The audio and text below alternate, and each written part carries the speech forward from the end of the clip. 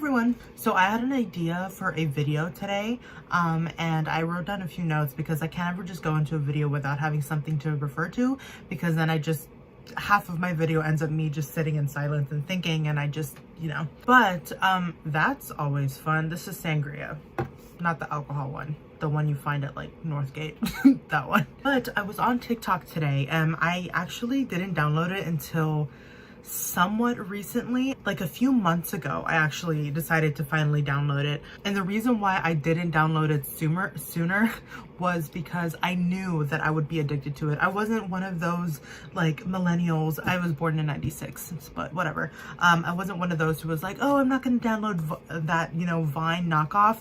I didn't download it because I knew I was going to become addicted to it. And that's exactly what happened. Those first few days that I downloaded it, I literally was on there for an embarrassing amount of hours. It's addicting. But upon joining TikTok, I have an account but I don't make anything on it. I naturally, with my For You page, noticed BookTok and how BookTok is like an actual thing. And so at first, I mean, it still is. It's super fun to see people just talk about their favorite books, or I think what people to get out of it the most are all of the book recommendations, and people either love them or they hate them. But what I wanted to talk about was how I noticed that BookTok is kind of becoming BookTube in a way. Like, it's definitely the newer, fresher thing that readers are going to, and I wouldn't say that BookTube is lacking. I haven't been as active on it as I have been. I started my channel in 2014 with the intention of it being a BookTube channel,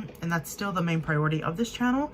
But I think it's really funny how TikTok has kind of just has all of these tiny sub niches of like genres of type of content. I think it's really fascinating. Like Barnes and Noble, I've seen that they've even like gotten little tables of books that are like, oh, books that you might have seen on TikTok. And so I think it's really funny. I think it's a really new, cool way to get people to read. I think any way that you can get people to read is a good thing. I don't think TikTok is bad in the slightest, so this video is not even going to be me bashing it at all. I just had a couple of thoughts today that I thought I wanted to see if anybody else had the same ideas. But basically, so BookTube, really at first I remember the thing that everybody was doing was book hauls, and then there was like discourse about that because it's like, well, not everybody can afford all of the books, and so one thing kind of comes and then another kind of opposing force kind of rises with it. That's just how things work, especially on social media. But I've noticed that the thing with BookTok right now is oh, read this book if you like this, or it's basically just book recommendations. So like this is worth the hype, this is not worth the hype. But my little issue with that is that I don't know if I've been on TikTok or BookTok long enough to really decipher if there's any like really famous or popular book talkers. I know that BookTube definitely has those booktubers that are have like a lot of followers, have gotten things because of their amount of subscribers. So I don't know if there's any kind of hierarchy with that yet, because I do remember years ago I actually made a video called Elitism on BookTube. It's on my channel somewhere. It has like it got like a lot of views and a lot of comments, which I was not expecting. So that was cool.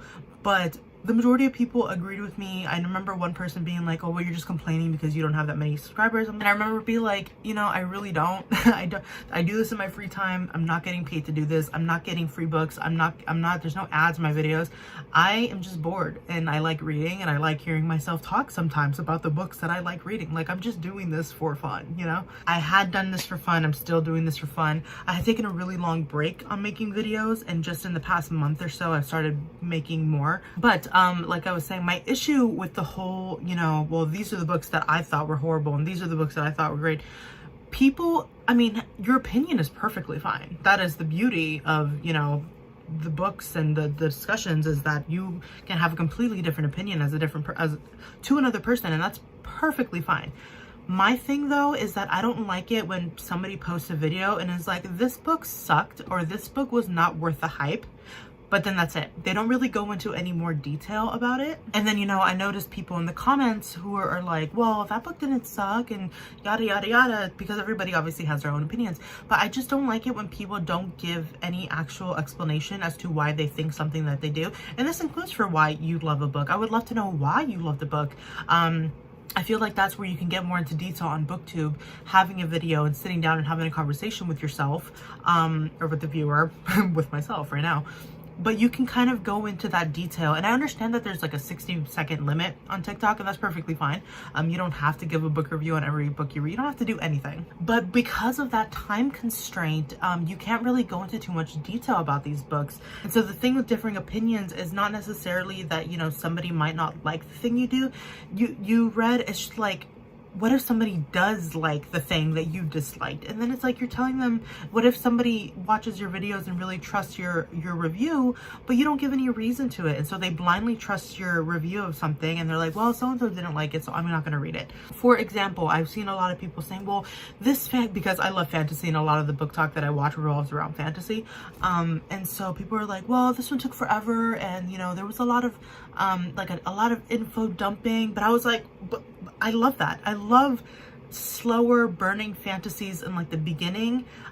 With fantasy books in particular, I always give them a chance. I always read at least half of the book, and if not the entire thing, if it's part of a series. I love info dumping. If you give me 5 pages of just like world building, and let's say it's like one character introducing the other new human character into the world, and it's like, well, here's the entire history of our land. It's like, yes, give me that. I personally love that. I will bookmark that and I will refer back to it at every point in time in the rest of the book. I love info dumping, but that's just me. And I can completely understand why that can be overwhelming for another person, or why another person doesn't like that. Like, I totally get that. But if I'm watching your video and I was really excited about reading this book, and then you're like, no, it sucked because of this, because, and they don't give an answer. It's like, well, and then it's like, I miss out on the book. I don't want to miss out on a fun book. And of course, that's not the creator's fault. They're not entitled to give their opinion or to give anything else. But I feel like some people, like, based on what I've read in the comments, some people just like, oh, well, I was really looking forward to reading that. I guess I'll take it off my TBR. It's like, no, just read it. The entire point of books and social media revolving around books, the original intention and the original meaning of this is for people to just read. Read everything, read nothing, read whatever you want. Just take the time and read a book. Like, it's just, it's really not that deep. And this video is not supposed to be that deep. But yeah, I hope I'm articulating that clear enough. I think it's great. I love seeing everybody's content. I feel like BookTok, because of the fact that it's so fast and you're just scrolling through everything, I don't remember anybody that I see. So I don't like really go back like you would on BookTube, how you would watch a 10-minute video and then subscribe and then like go back. I don't do that. I just because I don't have the attention span. But yeah, the bottom line is that I just want to encourage everybody to read. And hey, if you read a bad book, you read a bad book.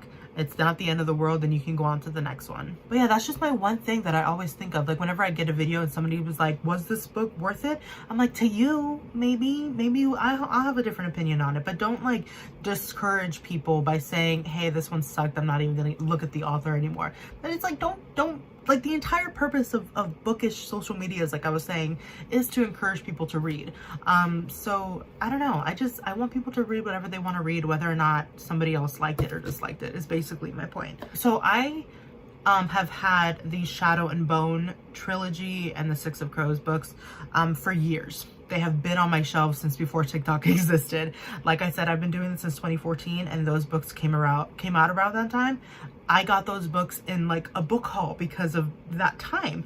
And I just started reading it now because of the show that's coming out next month. And that's one of the books, the Six of Crows books is one that's being really talked about in the BookTok community right now. Another one is the Sarah J. Maas books. I recently finished reading the A Court of Thorns and Roses series.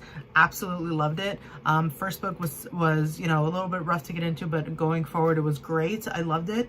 But there's some people, like with those books, it's like a super love or hate relationship. It's like you love it and you think it's great and you really enjoy it, or you hate it and you nitpick at it and you find all these problems with it. And then it, like, sometimes, like, I've done this too, where I've watched people reading it, I'm like, was it that good? Listen, I thought it was that good. I really enjoyed it, and I'm not going to like, you know, allow this other person's opinion to really kind of cloud my opinion of what I thought of it, because that's like, I don't want your negative opinion of a book just because you didn't like it for whatever reason. And then it's not even like the biggest reasons. It's just like, oh, well, so-and-so used exclamation points too much, or so-and-so, like, I didn't like this trope, or I didn't like this ship. Oh, that's always the one that irritates me the most, where it's like, well, I didn't like this ship. Bro, it wasn't even canon in the first place. Like, calm down. The whole shipping thing is really funny to me, because I'm the type of reader where if the relationship is not if the relationship is not happening in the book, I'm not going to stress any mind energy over it. Like, I'm reading a book to escape and to like enjoy this person's relationship. Like, why am I going to spend so much time and energy fighting with people on the internet about why so-and-so should be with so-and-so? Like, I'm not gonna do that. Do I have thoughts? Sure, but like, I'm not gonna spend that much time on it. Another thing is when people complain about the same books that are kind of being cycled around BookTok. Listen, that's just how things are. That's how things are in everything. That when you listen to the radio, what is it? The same exact songs being played over and over again. It's just a popularity contest. If you don't want to read that book, don't read that book. It's not, again, it's not that deep. And if you keep seeing a book over and over again, it's probably really good. It's popular for a reason. Like, people are not, you're not gonna have like an entire like fandom over a book for nothing. And that's what I think kind of the bigger issue is just that people, and I think this really goes with social media in general, and I think why I started my own channel, because this is gonna sound so stupid, but I've always been like the leader in things, and I've just never been one to just blindly follow another person, especially like somebody on the internet. Like, I don't follow random. Would I marry Chris Evans in a heartbeat? Absolutely. But you know what I mean? I don't even know if that makes sense, but like, if I have an opinion about something, or if I like something, because the majority, if not all of my content is very positive. I'm not a negative person, and so when I talk about something that I really liked, or even if I liked it a little bit, I'm not gonna bash it, because the book wasn't bad. Just because I didn't like maybe one character, or I didn't like how maybe one scene turned out, it doesn't ruin the entire experience for me. For the most part, I really like the books. I mean, after this, I'm actually going to be doing a review on Throne of Glass. I just finished it last night, and I gave it a 7 out of 10, which is the lowest score I've given a book in this year. Did I think it was a bad book? Absolutely not. There's reasons for why I gave it a 7 out of 10, and it's not because it was a bad book. It's just funny, because I think when people talk about their opinions, or when people watch people's videos of their opinions, they kind of take that at face value. And not only that, but they kind of take that opinion as like the overall fandom opinion, or maybe just like the fact or something like that. And this has been something that I have thought about for a long time on BookTube, even on BookTube, where people, especially more popular people, will give their one opinion on something, and then it's like everybody that follows them suddenly has the same opinion. It's like, bro, you have your own brain. Please use it. You have your own thoughts. You are an original person.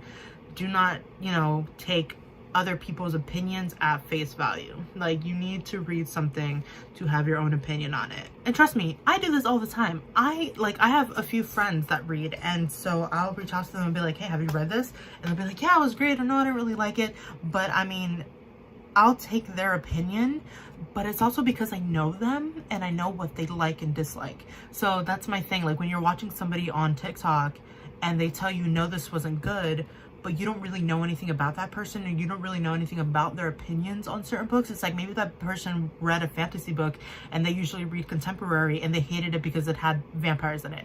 You're not gonna know that. You're just gonna, they're just telling you that it was a bad book, and you probably would have loved that. And again, this video and this content is not that deep. I just want people to read, and I don't want them to be discouraged by people saying whether a book was good or not. And then especially when they don't give their reasoning why, is basically all they wanted to say. And so it's already happened on TikTok, where these people, these like younger kids, whatever.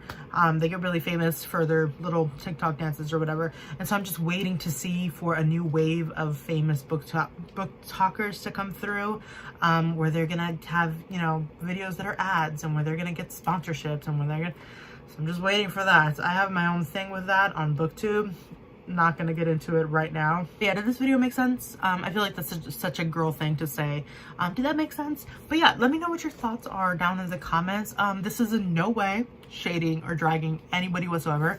Literally 100% just my opinion on the thing. But basically, I just want everybody to have an opinion. I think it's really healthy to have diverse opinions. But I also think it's really important to have respectful opinions and to not, you know, bash people for the things that they read. There definitely can be respectful conversation for things, and I think that's what's most important. It's just that when things become like discourse, or when things become just overdone than they should, that's when it becomes a problem. Oh hey, look at these nail things that I got. They're little cherubs. Aren't they cute? I'm gonna put them on like a set of press-on nails. These were very reminiscent, especially that one right there on the very bottom corner. If you're Latina, you freaking know that's on every little thing of your baby books and baby pictures and what, anyways. But yeah, that was a bit of a random tangent. But yeah, thank you for watching. Please leave any comments down below. Again, I welcome any and all opinions. I will have, but just, you know, be respectful. I will talk to anybody. I respond to everybody. So yeah, let me know. Or what's your favorite TikTok? What's your favorite TikToker? I have so many of my likes, and it's just, it's ridiculous. But yeah, thank you all so much for watching, and I will see you in my next video. I'm gonna make a book review now, so I don't know why I did that. Okay, thank you for watching. Bye.